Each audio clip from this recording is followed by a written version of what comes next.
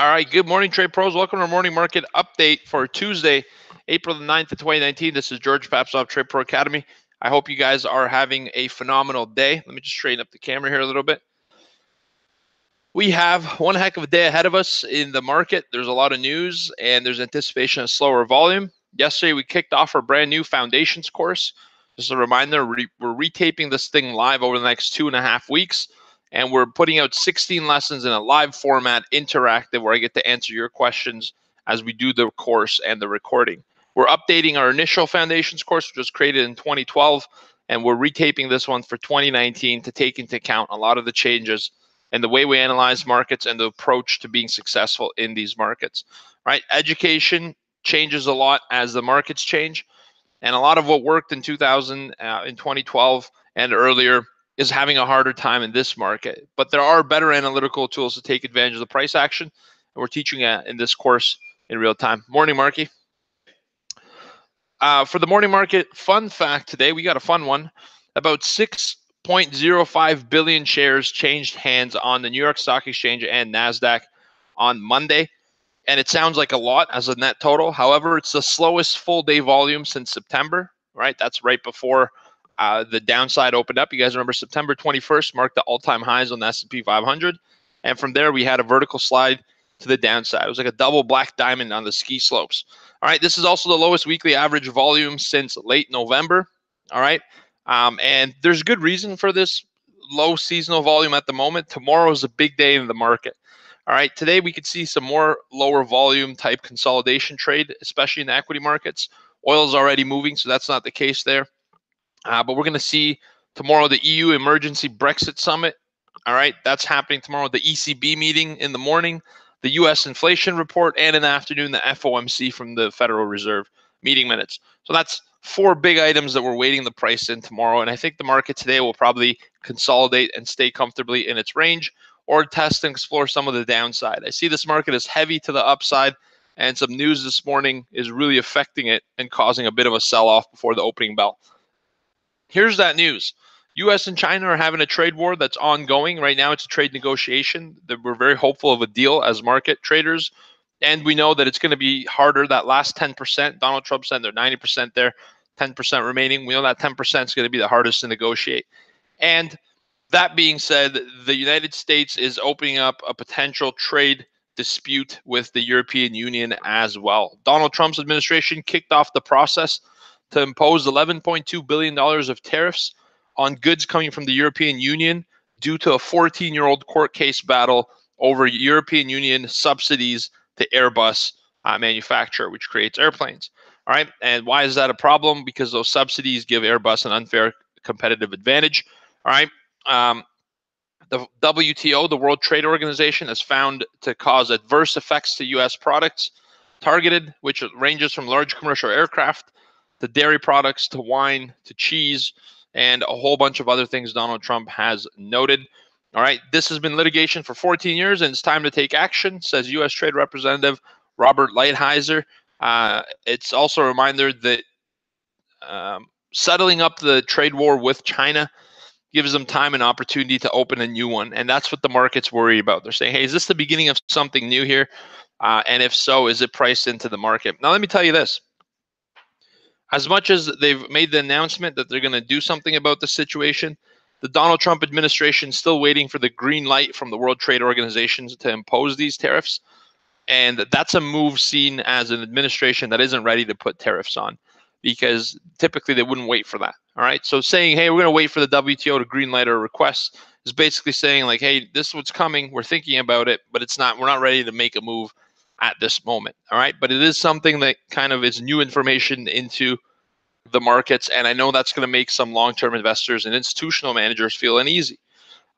Today, we just had a forecast from the IMF, the International Monetary Fund, with their economic outlook, their world economic outlook that came out today, having predicted in January that 2019 will reveal the weakest pace of growth in 3 years on the back of a slowdown in the Eurozone.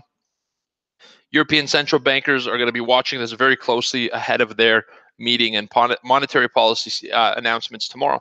Now, let me read that report for you, because it literally just came in at 9 a.m. as I was getting on the morning market update. This breaking news here. cuts global GDP growth forecast from 3.5% to 3.3%, which is the lowest level since the financial crisis. So the International Monetary Fund is revising their growth outlook to the downside. All right. For the 2020 outlook, they kept their global GDP growth to 3.6. All right. And they made some statements saying it's a very challenging environment with considerable uncertainties in the short term, especially as advanced economy growth rates converge towards their modest long-term potential. Overall outlook remains benign. There are many downside risks. All right. So there you have it. Kind of a poopy report from the IMF, and that's weighing on markets as well. In today's morning market update, also, we're going to talk about Walmart automation. I am a big believer of automation technology and artificial intelligence. I think in the future, that's something that the next 20, 30, 40 years will have a lot more prominence than does today. Creates an investable opportunity, but for the long term, not a trading opportunity. In fact, I believe in this so much so that about 7 years ago, I finished 2 out of 3 years. Now that I think about it, I could have just went the stretch. It's one of my small regrets in life. Very few. I don't really have regrets, though. I only have opportunities. So I went in and I took an automation degree, electromechanical engineering technology. And I know that automation is going to play a key role in a lot of businesses in the future. I knew that. It's something I was interested in. And I went in and did some schooling behind it. And I learned a lot about automation. All right.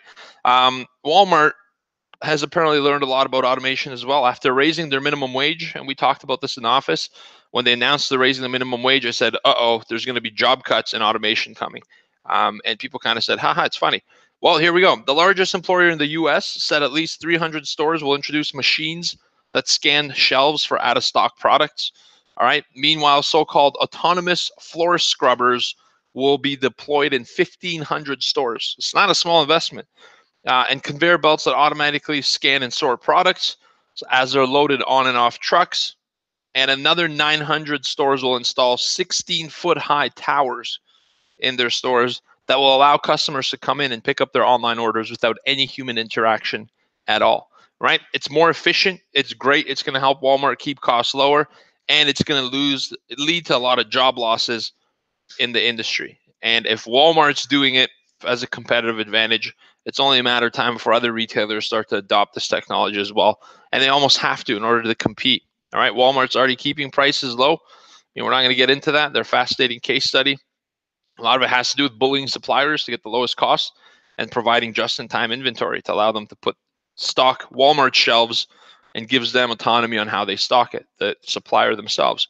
But anywho, point is, Walmart's implementing this technology and automation's looking like it's starting to get real. Market scan here in Asia, Japan's up 0.2, Hong Kong's up the same, China down the same, India up 0.6%. In Europe, at midday, London, Paris, and Frankfurt all flat to about 0.1% in modest gains.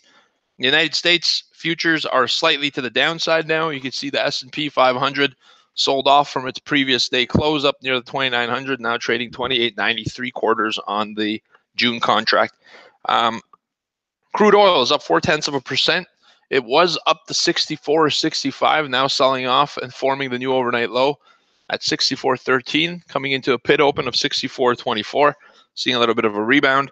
But big news in the oil market, the Saudi Arabia private government sponsored firm Saudi Aramco debuted a bond sale. This is the first time they've actually sold bonds for their company, and they ran the book to $100 billion of demand. All right, that's amazing. $100 billion order book, which exceeded their $10 billion fundraising target. They said, here's some bonds. We want to get $10 billion for them.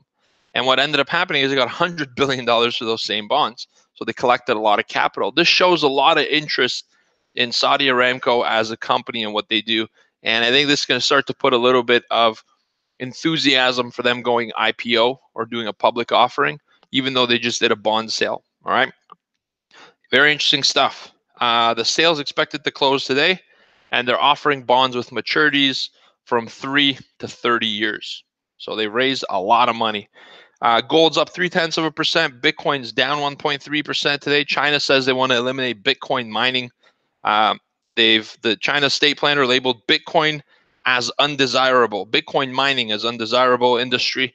And in a proposal, they recommend they eliminate it, and they put it out to the people for feedback. And if implemented, the public has until May 7th to share feedback on the proposed arrangements, and then the final version gets implemented. They're trying to stop the mining process in China. I don't think that's going to actually work. There's always going to be ways to bypass it. And you mess around in China, there's steep consequences. So that might be enough to scare mining out of the way. On today's economic calendar, we don't really have much.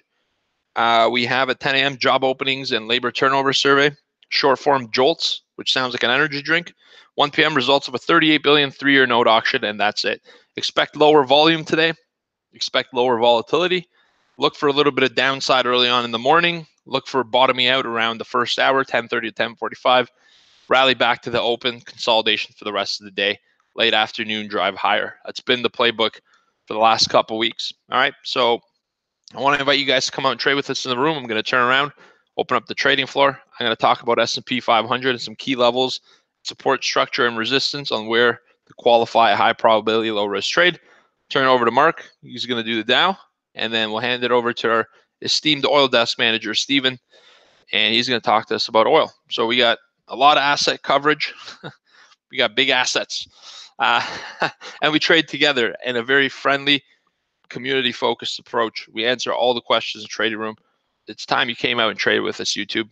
Come check us out. You have 14 days money back guarantee. And with any package, you get to participate in the live taping of the Foundations course. Tonight, we do round 2, lessons 3 and 4. We're picking it up, and we're going to go through this course really quickly. So join us now. Take care. Have a bye-bye. Have a fantastic rest of your days. I appreciate you guys. Send you love, joy, and happiness. Over and out. Goodbye. All right, trade pros in the room. I'm going to start with S&P 500. 500 stocks in the S&P basket. Today, I'm going to talk to you about some support structure. Volume at the moment is inexciting at all. There isn't really much movement. 129,000 contracts traded on the S&P 500 June futures, which is pretty low. And that's in anticipation of tomorrow. We're going to have a big day tomorrow, so today will probably be slower. Expect it. Prepare for it with these 3 rules.